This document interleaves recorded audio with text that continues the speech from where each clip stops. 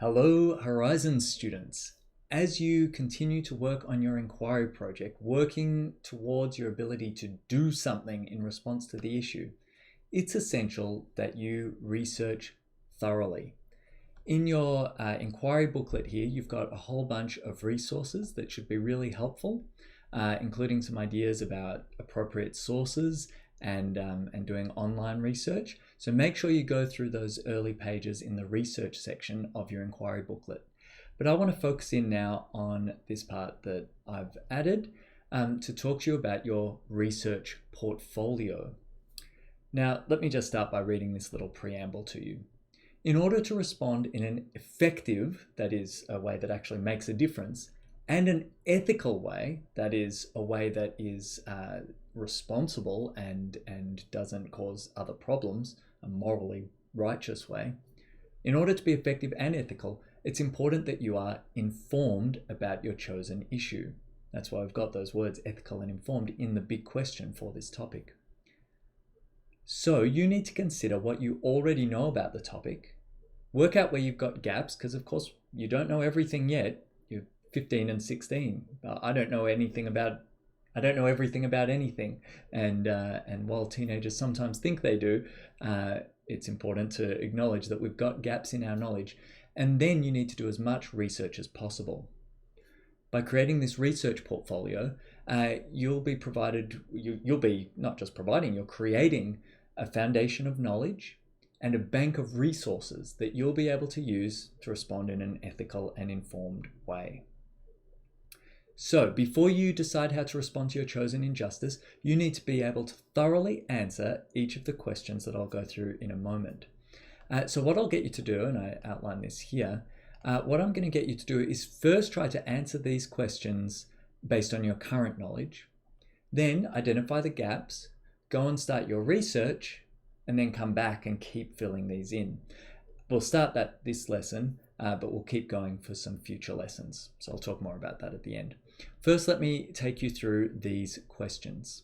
First of all, what is the issue? Can you clearly state the issue? That's at the very least a topic like racism. But remember, I have encouraged you to try to think about issues as a question. What's the question you're trying to answer? It might be about a particular solution or a particular way to combat something. So have a go at phrasing your issue in that way. And as you do research, you might come back and develop a more nuanced and a more specific issue, potentially. Second question, what are the factors that cause the issue? Now, that could be very specific as well as very broad. I've got some examples there. Are there environmental factors underlying this issue becoming a problem in the world? Are there economic factors? Are there social factors? So what are the underlying causes of this issue? If we're responding to an injustice, there is probably, there must be a victim, an individual or a group who, and probably not an individual if it's a global injustice, come to think of it. So a group of people, a type of people who are affected by this injustice, who are suffering because of this injustice. So to what extent can you identify that group in a really specific way? And also, if there's some kind of victim, there must also be some kind of perpetrator. Who is to blame? Are there individuals or groups who are causing this problem for other people? Whether they're malevolent or not is maybe another question. Are they deliberately causing harm to others, or is it through apathy or lack of care for others that they're causing the harm? Where in the world is this issue prevalent? Is it geographically located? Is that significant? So you can bring in your geography knowledge there. What's being done to address this issue already? So who are activists, individuals, groups who are responding and trying to make a difference to improve this issue? However, if there's already people trying to solve it, why isn't it solved already? The next question is, what factors make it difficult to solve this problem? Like I said, if they haven't solved it yet, it's obviously not that easy to solve. what makes it difficult. And then the last question is, what solutions haven't worked? There's no point you feeling really excited about responding to the issue and going out gung-ho and doing something that's already failed. You need to know what's been tried and what hasn't worked so that you can respond in a way that's actually effective and helpful. So there are some difficult questions to answer there. To answer these questions thoroughly, comprehensively, you are going to have to do some really significant research. So, like I said, step one is to just have a go at answering these questions based on your current knowledge. Answer them as best you can, as thoroughly as you can, but I imagine there will be some significant gaps. At the very least, there will be some areas where you can gain a greater understanding.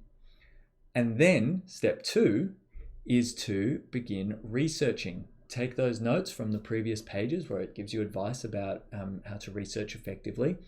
On Schoology, there are some folders with some research materials, some texts that you can refer to related to a number of issues that students have looked at in the past. So you could draw on those. Some of those might be outdated. It might not quite hit on your issue, but it's a starting point. Or start with Google or with other tips from the top. And begin finding some information to help you answer those questions more thoroughly, to help you understand your research thoroughly. And I've just seen that says 3, we've made it 5. You are doing at least, in your portfolio here, you are going to include the details for at least 5 sources that you've found. Now, hopefully you're reading much, much more, and reading, watching, listening to, whatever it is. It can be podcast videos as well as written text. Hopefully you're doing much, much more than that. But in your portfolio, in this booklet, you are going to include 5, maybe the 5 best that you find. Hopefully this part is straightforward. You need the title, what's the name of the resource, who wrote it, if it's from a website, which I'm imagining it will be, what's the name of the website, the URL, or if you got it from a different source, you can just put in the other source if it's from a book or something like that, and when was it published. Then, in your own words, what have you learned from this source? You can start by, maybe you want to start with just like a 1 sentence. This is the main thing that I learned from this, and that can be like a quick reference. And then here in notes, you can put a more thorough unpacking of it. And then once you've done that for 5 sources, and it keeps going down and down the page, once you've done that for 5 sources, I want you to come back up here and start answering these questions more thoroughly. Now, that's more than 1 lesson's worth of work. This amount of research is going to take you several lessons, but for our first lesson, I'll put the details on Schoology on exactly how much you need to do. And so make sure you follow those instructions. Okay, happy researching. I hope by the end of this process, I hope by the end of this lesson, you already start to feel that you know what areas you have gaps in, and I hope you're able to start informing yourselves and equipping yourselves to address those issues.